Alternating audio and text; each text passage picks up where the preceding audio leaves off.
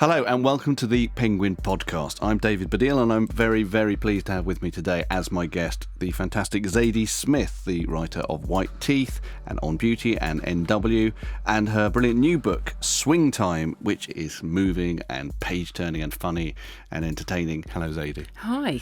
Thank you. So well done. Congratulations. I really enjoyed this book very much. You. And Zadie's also brought along 4 or 5 objects that mean something in relation to this book. So I'm really looking forward to finding out what those are.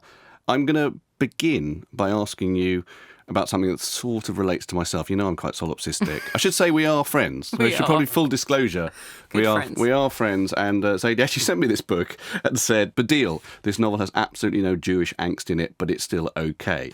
Love Zadie. She knows me so well. I related to this book in many ways, but one way that you will understand, which is that there's a geography of London that you have kind of colonised in a literary way. And I think it's your literary landscape in the same way that Newark is Roth's or Dublin is Joyce's or whatever, which is NW10 in London, which is also where I'm from. Right. I love the specificity of that in here. There's one point where the narrator gets the 52 bus to Brondesbury, and I thought, yeah, that's the correct bus. It's always the correct bus. I think the 52 bus appears in all my novels at some point. Really?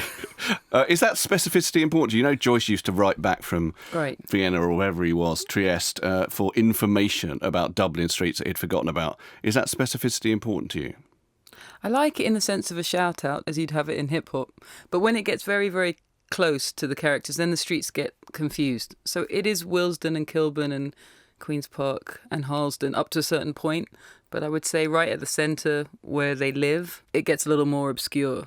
I don't know why. I have no real defence for it, apart from I want the very centre of it to be imagined, I guess. Yeah. I mean, one place that's very important in this book is the church that they go for dance lessons to, the unnamed narrator and Tracy. And it's called St Christopher's, and I don't know a St Christopher's. No, it doesn't exist. Yeah, that's a good example. Did you call it St Christopher's? This is a complete shot in the dark because he is the patron saint of travel. Yes. And it's a book very much about travel as well. And about moving away, I guess, from what you might consider your hometown, for want of a better word. Swing Time tells the story of 2 mixed-race girls from neighbouring estates in North London who both dream and hope to become dancers, but only one of them ever really becomes a professional dancer. The other one, the narrator, who is never named, ends up travelling the world as the PA to a global pop superstar. It's interesting because the book does have in it the unnamed narrator kind of rootlessness, that she doesn't quite know where she is from anymore. And I wondered about that in terms of a thing in quite a lot of your books, which is a struggle with what authenticity is, whether that be geographic or racial or class-based or whatever. A lot of your main characters are perhaps struggling with the idea that they may have in some way betrayed, those origins. I mean, certainly the narrator worries about that a lot here, and in NW, there's a struggle going on between Leah and Natalie in a way, between who's more authentic, who's more NW in some way. I think part of it is the kind of trauma of leaving, which I think a lot of people have. If they go from one kind of area to a different kind of area, to a different class, they worry about what they left behind. But I was thinking about it recently in terms of capital. Like, we grew up, you and I, in an era of absolute free trade, neoliberal capitalism. And one of the side issues of it is that we were supposedly untied from everything, right? Particularly in the 90s, the idea that all the old connections didn't matter. We're in this new world where money moved freely and everything else moved freely and it was all fine. And I can remember things like the predictions of the end of religion, right, in the 90s, and the end of all the old ways, the end of the old politics. And I think what the shock has been is that people choose to be tied to things, in fact. That world of completely liberal freedom, which was really economic freedom disguised as every other kind of freedom, is not always what people want. No, well, I agree with that. I mean, I actually tweeted yesterday one of the sentences that moved me most in the book, which is, this is jumping forward, but Fern says, after a discussion where the narrator has been talking essentially in kind of a Western way about what people might want, he says, I sometimes wonder if what people want more than freedom is meaning. I've slightly misquoted that. No, that's right. And I think that is one of the, for want of a better word, wisest sentences in the novel, because I think people think very much, certainly we think, that we're trying to bring freedom to the world, and actually what people want is a narrative, I think, for their lives. And I think that's what's going on with Trump, and that's what's going on with lots of things, where people think, if I go back to some idea of the nation state or some idea of what our culture is supposed to be in the big stories, my life will have meaning. Right. And I think particularly as people get older, the need for some kind of continuity in their lives, some kind of narrative continuity is very strong. And I don't personally have contempt for that. Like, there's a whole other side of the argument which suggests it's weak people who need this, or people who cling to their religion, or whatever the argument is. But I think it's a natural human need, and a politics and an art that appreciates what people want. That feeling of connection is a more honest one. Yeah, but I think the narrator hasn't got that to some extent. No. You know, the novel is called Swing Time, which is obviously about dance, and the novel is very much about dance, but it also suggested to me a kind of oscillation, a kind of uncertainty between places and hard to pin down. And that's what I think. She is the main character, but at the same time, she revolves around other characters who are much more fixed in who they are than she is. Yeah, that's what I wanted. I knew it would annoy some people, but I was thinking of when you make an I, like at the moment everybody's blogging and they're on Instagram and they're constantly talking in a first-person voice, right? Very confidently. And the thing which I always am struck by is how confident they are of the person they're presenting. They're definitely presenting someone to other people. And that presentation is now considered what a person is.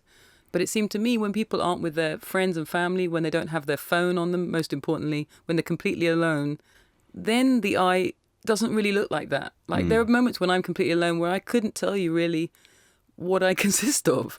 Like, you consist in relation to other people. So I thought it'd be interesting to have a narrator who wasn't trying to present anything to anyone, who was just like an open eye. And it's everybody else you see, but you don't really see her very clearly.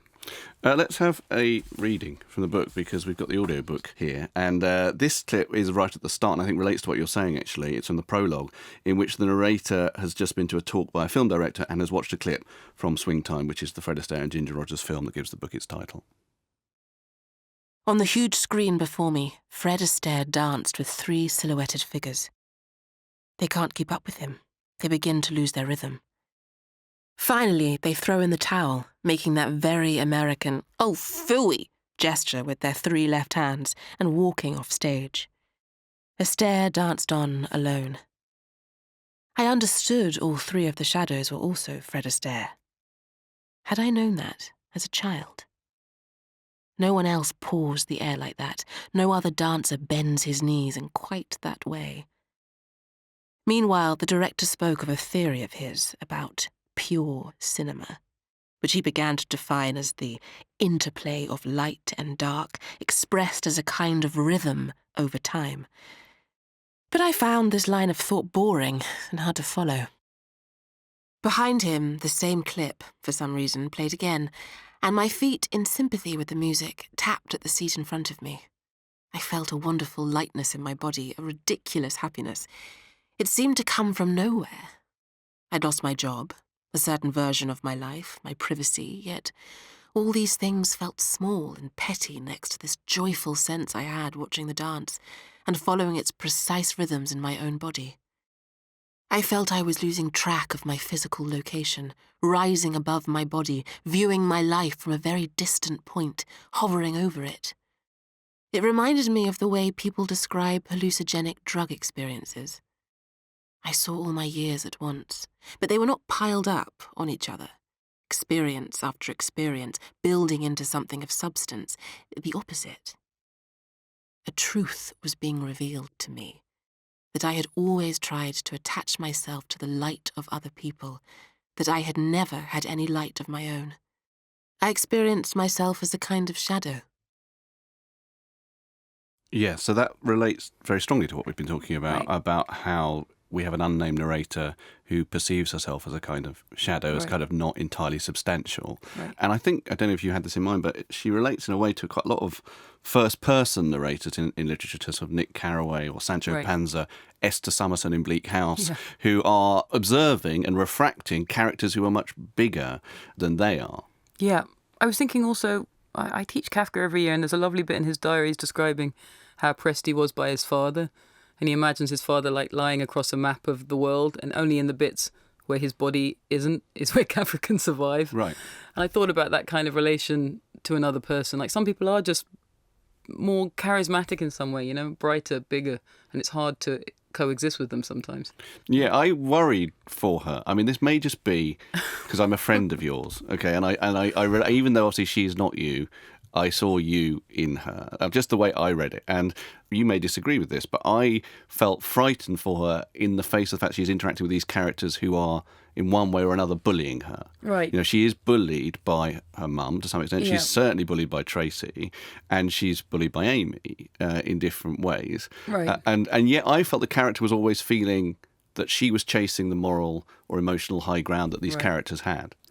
Right. There's a certain amount of bullying, but I guess I think the book ends at, she's about 33, right? Jesus' age. And there's the hope for something better.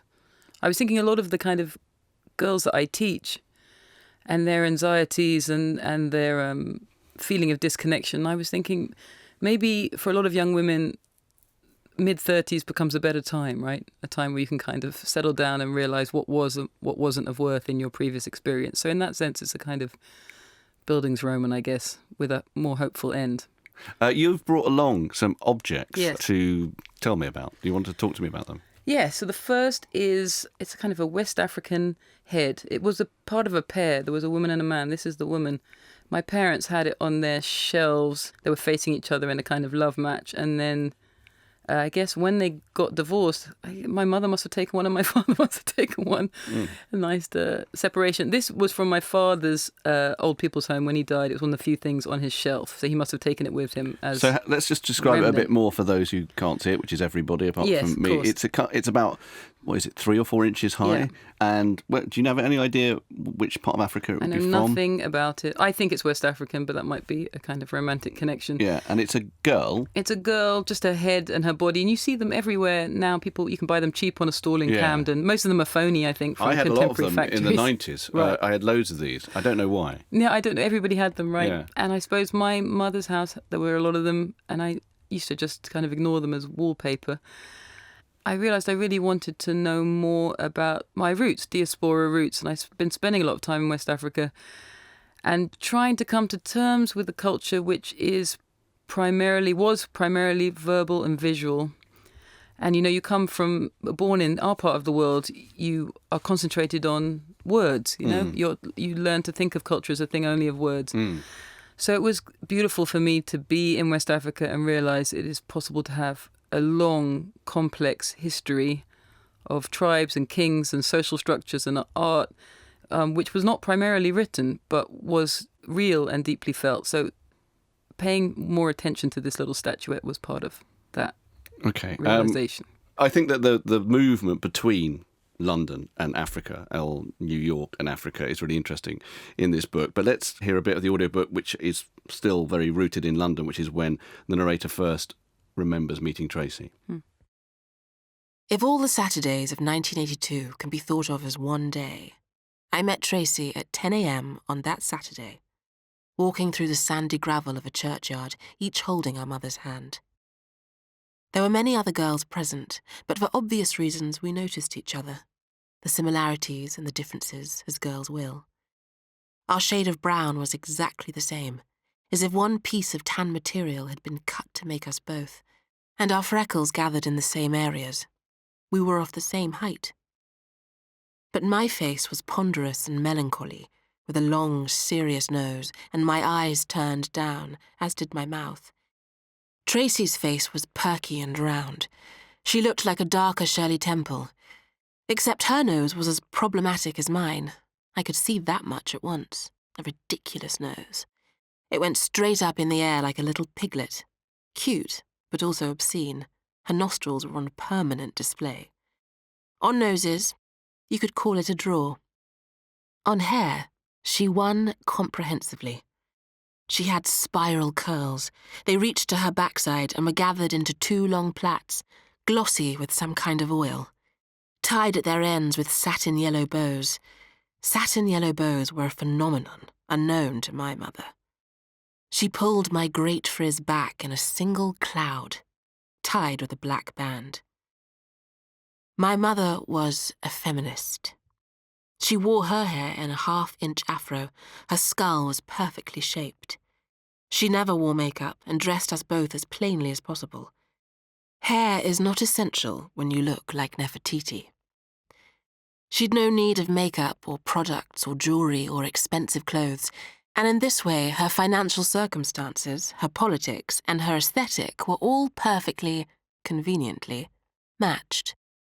Accessories only cramped her style, including, or so I felt at the time, the horse-faced 7-year-old by her side. An extract from the audiobook of Swing Time, read by Pippa Bennett-Warner. It's a really female book, this one. Yeah. I noticed that the men in the book would fail to some extent the Bechdel test if there was an opposite of the Bechdel test, in that they seem to exist mainly in relationship to the women in this book. I mean, was that something you wanted to write, a book in which all the main characters were female, sort of very female? Yeah, it just dominated my mind. I wasn't even considering the men really. That's true.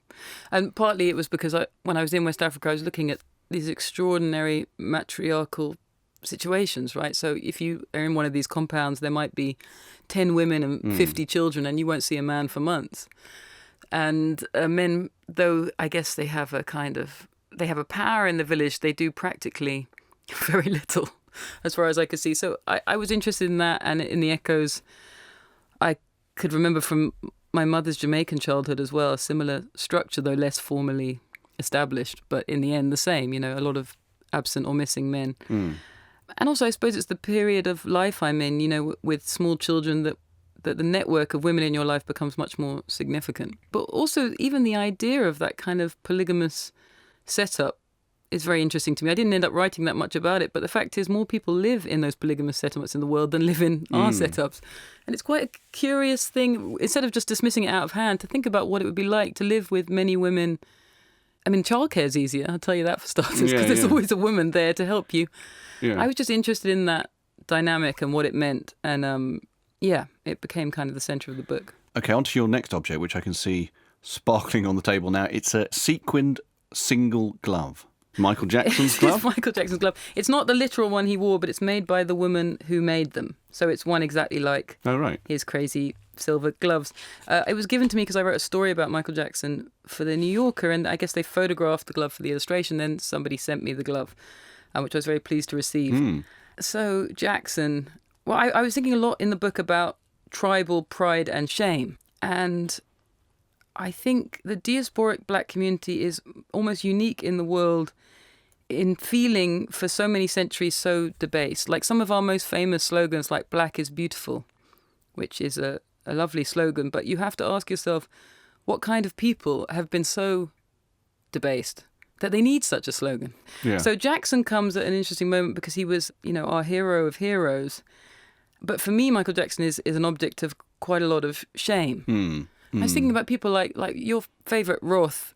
Updike's my favourite, but nonetheless, Roth is my second favourite. Roth deals with a certain kind of shame of his tribe, right, which is the shame of the Schmiel, or the non-physical, non-all-American Jew in his mind when he was a kid. And creates the Swede in American Pastoral to sort of move against that, to create a Jew who is powerful and physical and beautiful. All of that stuff. And also to break through another stereotype, which I guess is a positive stereotype, as they say in America, of the nice Jewish boy, smart, clever, off to great places. His Portnoy is like, he destroyed it. Yeah. He destroyed it in front of all his people, in front of his mother.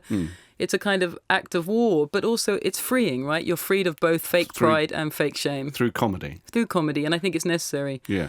So Jackson, I mean, I understand that, Spike Lee still makes documentaries about him, and many people I respect still feel or believe that he had a particularly unusual skin disease that nobody's ever had before, that showed in him as it showed in no other human. But I guess I don't personally believe that. I believe the evidence of my eyes, which is that he had an enormous amount of surgery in order to make himself look anything other than a black man. So Jackson for me is a kind of symbol of enormous pride, because what was he other than the encapsulation of a kind of African rhythm? He's one of the best dancers who's ever lived. Yeah. And yet in public and throughout my childhood, our object of pride showed himself to be so utterly ashamed and disgusted by what he was, day in, day out. I think that was enormously traumatic for a whole generation of children. So much so that even now when you meet them in their 40s and 50s and you dare to suggest that maybe this man did not have a skin disease and instead was bleaching his skin for decades. It's an unacceptable idea. Although, interestingly, you also talk in the book about various conspiracy theories that communities have, the Illuminati and other ways in which they make their world the one that they want to believe it is. And I guess that belief that Michael Jackson had a skin disease and wasn't, in fact, ashamed of his own blackness is one that some people would really want to believe. Yeah, me too. I would really like to believe it. Since we're talking about dancing, let's hear the next extract from the audiobook, which is about dancing. If Fred Astaire represented the aristocracy, I represented the proletariat, said Gene Kelly. And by this logic, Bill Bojangles Robinson should really have been my dancer, because Bojangles danced for the Harlem dandy, for the ghetto kid, for the sharecropper, for all the descendants of slaves. But to me, a dancer was a man from nowhere, without parents or siblings, without a nation or people, without obligations of any kind. And this was exactly the quality I loved. The rest of it, all the detail, fell away. I ignored the ridiculous plots of those movies, the opera-like comings and goings, the reversals of fortune, the outrageous meet-cutes and coincidences, the minstrels, maids and butlers. To me, they were only roads leading to the dance. The story was the price you paid for the rhythm. Pardon me, boy, is that the Chattanooga choo-choo? Each syllable found its corresponding movement in the legs, the stomach, the backside, the feet.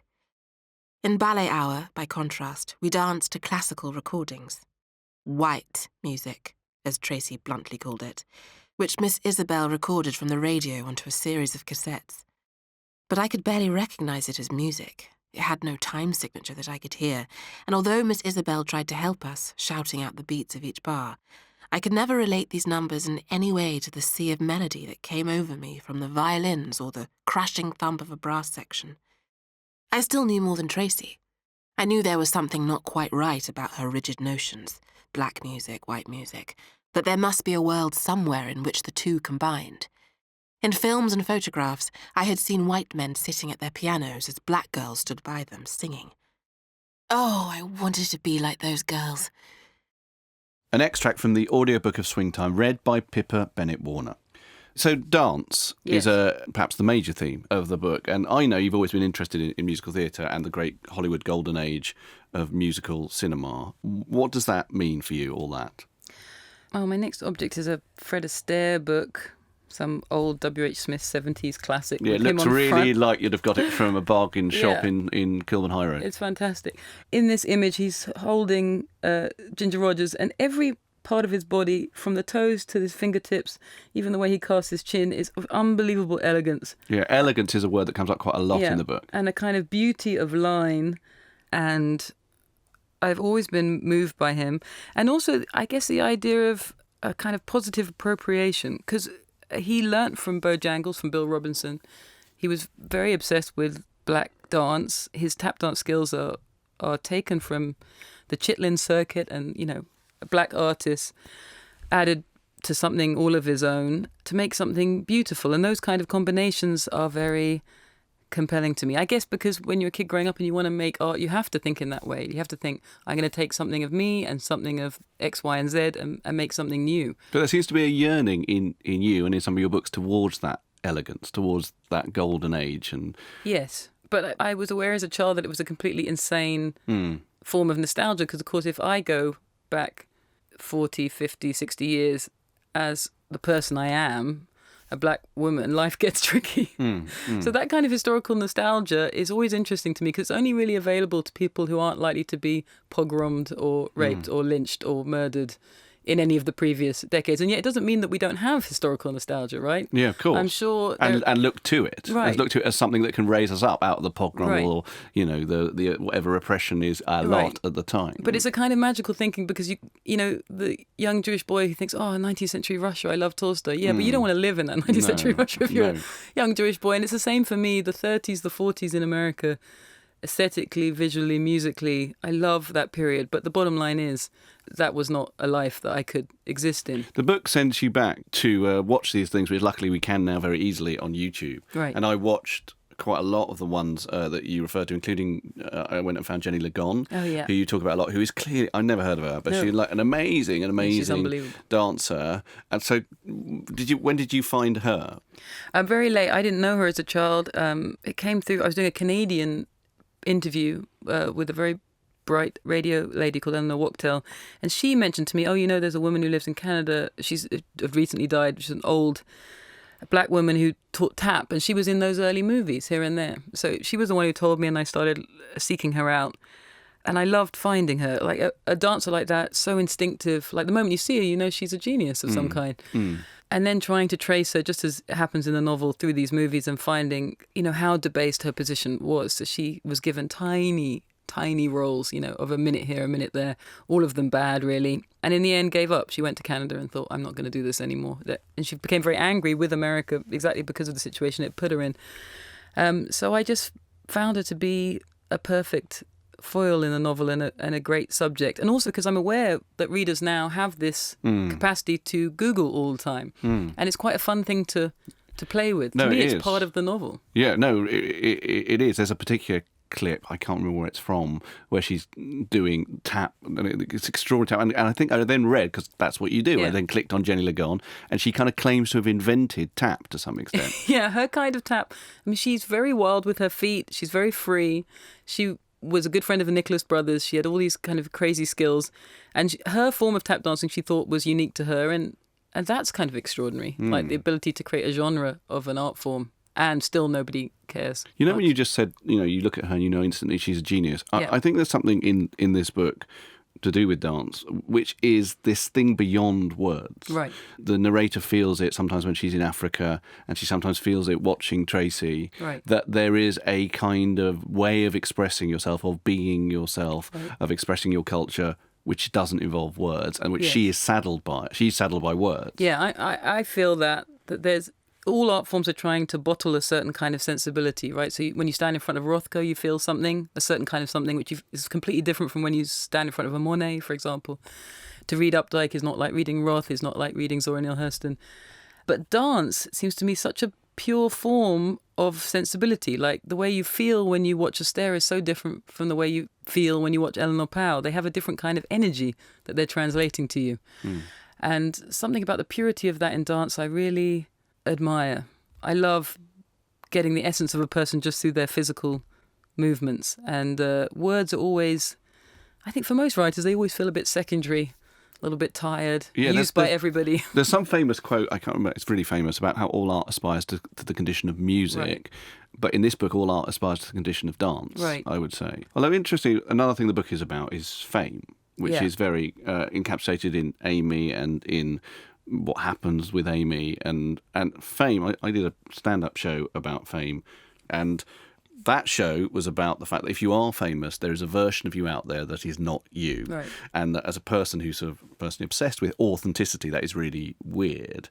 And in this book, which I think has its own, authenticity of what is real, what is you, what is your culture is a very big deal, then suddenly the narrator finds herself caught up in a world of complete artifice, which is actually intruding into the culture that she's trying to locate and understand herself in the Gambia. Is that what you feel was why you went into that, or why you wanted to write about that? I was curious. I wanted to try and trace all kinds of power, and one of the great forms of power has been fame, not just in individual cases, but for instance, the fame of countries. I was curious about the idea of leaving the name of the country out just to see what would happen. Of course, all the cities and all the areas in the Gambia are expressly mentioned, and yet I noticed when people read it, even when they reviewed it, that the country is so unfamous in a brutal, vulgar sense that it was possible for people not really to care where it was, or to imagine it was Senegal or Cote d'Ivoire and not even bother doing the Google to check. So one of the questions is, what is it like to exist in that place? Like we exist in so overly imagined and understood places like London and New York, which have whole literatures. I could meet people in the Gambia, for example, who would know details about American life which seem improbable. And yet it's possible for Americans, many, many Americans, not to know that Liberia, A, exists, that Liberia was made from American slaves who came and took this land. Like, they don't understand their relation to this other country. And none of that would matter if it were not the fact that attention means political interest, aid, involvement, change. So relative amounts of attention given to various people, places, is a political matter, you know. Yeah, well, Africa obviously is seen by lots of people as a block, which it is not. And in fact, the narrator, in one of the moments where she gets slightly told off or upbraided, is upbraided, I think, by Fern for just as they're on their way to the Gambia, talking about it as if it is Africa. And he points out that if we were on our way to France, you wouldn't talk about Germany. Right. And actually, that sort of learning process that the narrator goes through is one of the things that I think is really interesting in the book, because it, you know, cuts across that idea of this. She's not an unreliable narrator. You accept her view of the world, but she doesn't know everything. No, she comes as a stranger and a tourist. Okay, on to your next object. It's a silly postcard of a pug and a Boston Terrier, and it says, "You, my sidekick for life." Okay. And it was given to me by Nick, I guess, somewhere during the writing of this novel, maybe for my birthday. When you say what helped you write the book, the practical aspect is that your family, you know, or whoever is holding and supporting your children while you're doing this. And Maud, my pug, she didn't help at all. She's completely useless. No, but Nick looking after Maud maybe helped. Looking after Maud, Nick. But yeah, writing doesn't happen in a kind of vacuum. Like, you really need things like childcare, a supportive partner. So while we're talking about your family, the mother figure in this book is a very enormous character as well. One of the trinity of very big characters that triangle the narrator, and I thought it was an amazing portrayal, partly because I would say the other two characters, Amy and Tracy, they both remain very kind of high status and powerful and sort of frightening, whereas the mum kind of cracks a bit towards the end. It's very, very moving towards the end without saying exactly what happens, but, you know, her power dwindles towards the end. And I'm interested, having met your mum, how you felt about writing this character with your because I've just done a show about my parents, and one of the things I was able to do was be very free. I mean, my show is completely true, 100%, but very free because my mother is dead. Right. And I wondered, because your mum is a very powerful woman, what she would have thought about this book. I think there is a kind of late art that comes out of dead parents, right? Yeah. Like, there's some really interesting examples. Saul Bellow is a good example.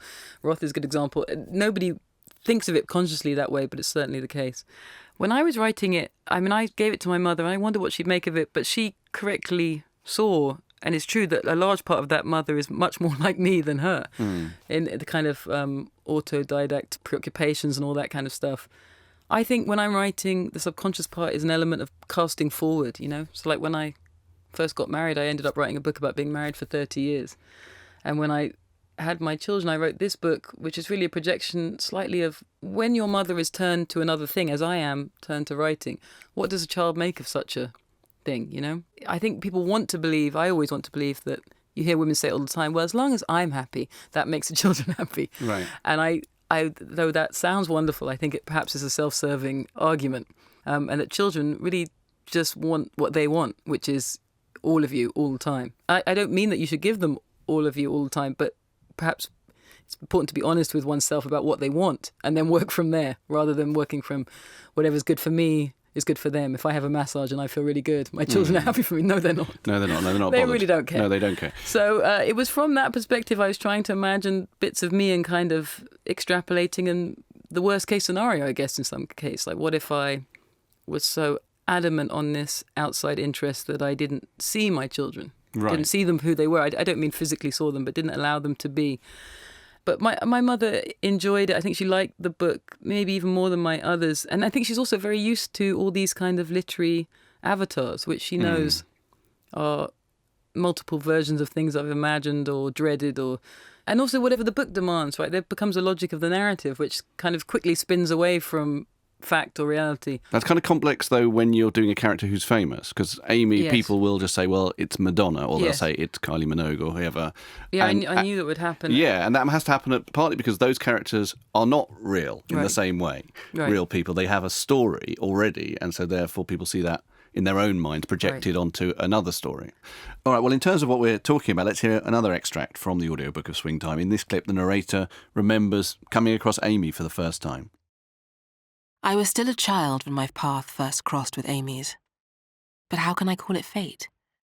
Everybody's path crossed with hers at the same moment. As soon as she emerged, she was uncontained by space and time, with not one path to cross, but all paths. They were all hers, like the Queen in Alice in Wonderland. All ways were her way, and of course millions of people felt as I did. Whenever they listened to her records, they felt they were meeting her. They still do. Her first single came out the week of my 10th birthday. She was 22 at the time. By the end of that same year, she once told me, she could no longer walk down the street, not in Melbourne, Paris, New York, London, Tokyo. Once when we were flying over London together en route to Rome, having a casual conversation about London as a city, its virtues and drawbacks, she admitted she had never been on the tube, not even once, and could not really imagine it as an experience. I suggested that tube systems were basically the same all over the world, but she said the last time she had been on a train of any description was when she'd left Australia for New York 20 years earlier. She was only 6 months out of her sleepy hometown at that point. She became an underground star in Melbourne so very quickly, and it took only 6 more months in New York to remove the qualifier. An indisputable star ever since. A fact that is, for her, devoid of sadness or any trace of neurosis or self-pity. And this is one of the striking things about Amy. She has no tragic side. She accepts everything that has happened to her as her destiny, no more surprised or alienated to be who she is than I imagine Cleopatra was to be Cleopatra. What I thought about that kind of fame, which I think is quite amusing about it, is that I hope that Amy wouldn't really be a character. She'd almost be an absence, because what forms around those people is almost more interesting, right? Like, they think they're the centre of everything, obviously because that's how it seems. They're paying everybody. But the community around them, all the people who work for them, are their own ecosystem. And they've got loads of their own stuff going on, which after a while stops even really referring to the centre of this system. But in terms of what I was saying earlier about authenticity, I think that for those people, having met some of them myself, is that they lose who they are in the machine, in the ecosystem. I mean, nobody wants to feel sorry for a superstar. I don't blame them. But I suppose I feel that anything that stops you having a real relation to the world is sad. It's kind of pitiful. I mean, that's your one life, that's it. And to spend it in entirely false relations with people all the time, I imagine is a very melancholy thing. So, time for your last object. What is that? Last object is a DVD. It's also a film I hadn't seen till I wrote this book called Alibaba Goes to Town, which ended up being quite a large part of the book. What interested me in it was the interrelation of a few communities. First of all, I guess Jews and African Americans in America, which has been a very weird, long, I don't know what you call it. It's kind of a love affair and then also a relationship full of contempt at the same time. And this movie seemed to me a perfect example of it. It's this ridiculous scenario where Eddie Cantor falls asleep and imagines himself in, Arabia. It's various layers. So he's in a kind of Hollywood Arabia, which is just as ridiculous as you might imagine, with the sultans and curly shoes and that whole business. And then inside that Arabia come the African slaves who then do a big dance routine. So there's several layers of like racial stereotyping, all of which had a huge influence on American life. And it's also, I guess, very offensive. And at the same time, within this movie, there's loads of people making their art. Eddie Cantor is a hilarious actor. The African Americans are amazing dancers. There's all kinds of beautiful songwriting, dancing, acting, stuck within this crazed structure. And I was just curious about that, how people work within it, what their relations were on these sets, on these films, also Cantor is making a ridiculous performance of his Jewishness to a white American audience. It's all for these white Americans. Yeah. All this ethnicity is being performed, played, ridiculed. And yet it is American culture, isn't it? It is American culture. Without it, there is no American culture. Yeah, exactly. So, in a way, the watching eyes of the American culture are kind of the narrator in this situation. Right. They're the ones who are absorbing, they're the ones who are the refracting. But the thing itself, the thing that you're interested in, the thing that is speaking, the thing that is singing, the thing that is dancing, is the other. Right. But if you take it away, it's very easy not to watch this film because there's kind of a Jewish minstrelsism in it, in the way that Cantor plays himself. There's actual minstrel scenes. There's every kind of racial cliche. And yet it's also a record of what made American culture so extraordinary. The mixture, for instance, of Jewish songwriters and black singers, which is one of the greatest artistic combinations the world's ever seen. Yeah. So I wanted to think about it as something that I've always loved and always found problematic at the same time, but that those two things can exist simultaneously without anybody's head exploding, hopefully. Well, I think it's a thing. It's a bridge that is not understood or visible enough at all. It's complicated. I think there has been a love affair between cultures. Like if you think of the Gershwins writing Porgy and Bess, for example, it's an extraordinary thing. That is the African-American opera, but it was written by white Jewish men. The two things happened simultaneously. And the greatest archivists and enjoyers of jazz have historically been Jewish men who've written acres of criticism and adored it and protected the records. And yet when it came to housing, schools, neighborhoods, these two communities were against each other or set against each other for a small group of resources. And I see that every day in New York, this kind of mutual respect, in a certain sense, adoration for each other's cultural products, but then a daily animosity in terms of where they lived and where they were schooled. And also I think, well, this is like a whole other thing, but about who is the oppressor in this situation? Because Jews obviously feel themselves as oppressed in lots of ways historically, but then they suddenly get cast as the oppressor because they're seen as part of moneyed elites and blah, blah, blah. Right. Anyway, let's not go into that because it's a whole other thing. You and I. Yeah, we're okay. Me and you are okay. But yeah, on a larger scale, who knows? Let's hear the last bit of audio we're going to hear, which is the narrator's teacher's just told her that she should take a test to get into grammar school. We walked home in silence. There was nothing more to discuss. We had already been to visit the huge and raucous comp I'd be attending in the autumn.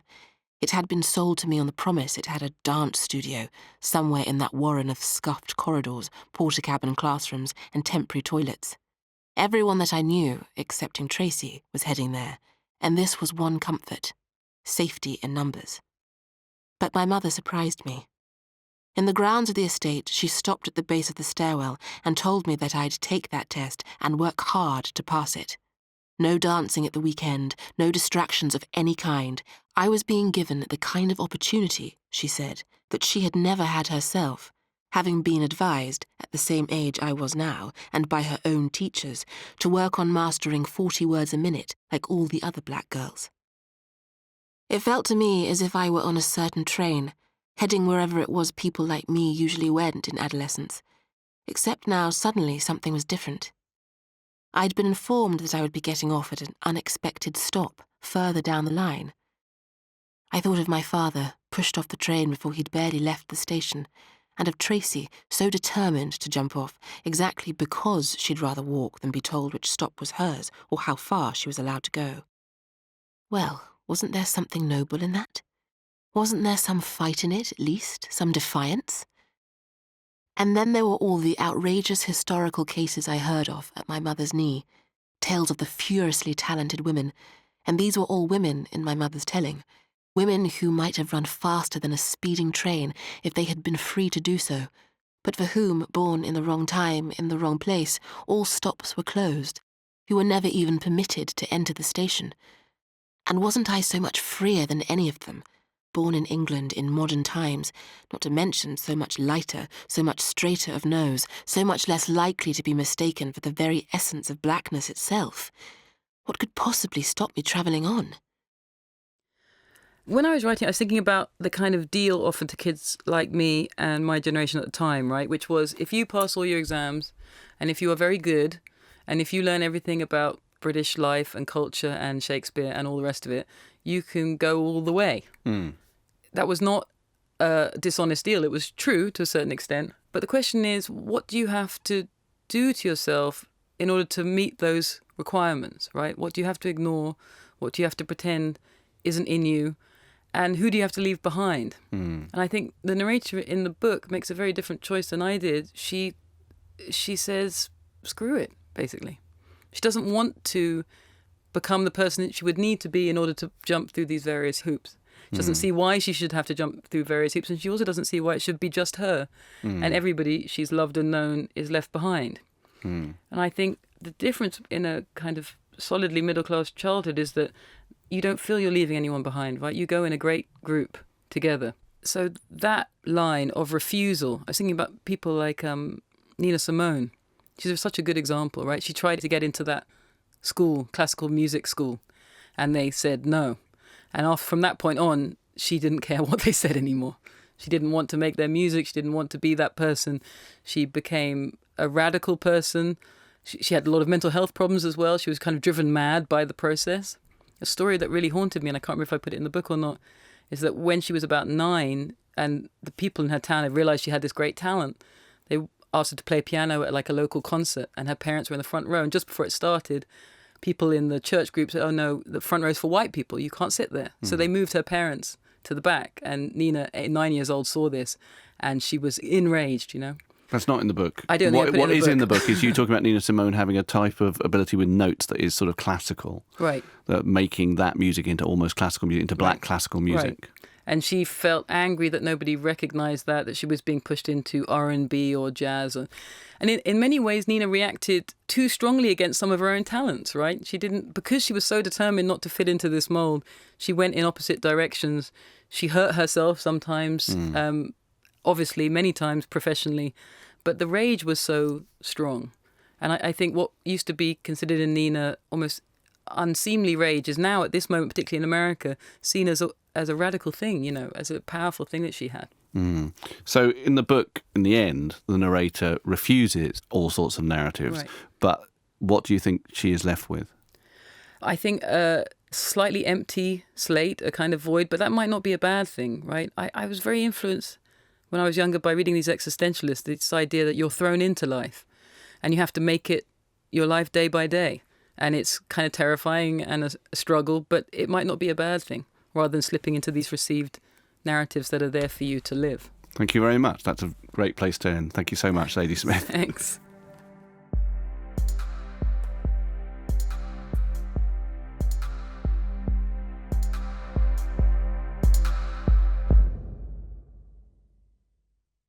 Told from a perspective unlike any other, Nutshell is a classic tale of murder and deceit from one of the world's master storytellers, Ian McEwan. Read by Rory Kinnear. Now to my father, John Cairncross, a big man, my genome's other half, whose helical twists of fate concern me greatly. It's in me alone that my parents forever mingle, sweetly, sourly, along separate sugar-phosphate backbones, the recipe for my essential self. I also blend John and Trudy in my daydreams. Like every child of estranged parents, I long to remarry them, this base pair, and so unite my circumstances to my genome. My father comes by the house from time to time, and I'm overjoyed. Sometimes he brings her smoothies from his favourite place on Judd Street. He has a weakness for these glutinous confections that are supposed to extend his life. I don't know why he visits us, for he always leaves in mists of sadness. Available now to download from iTunes and Audible.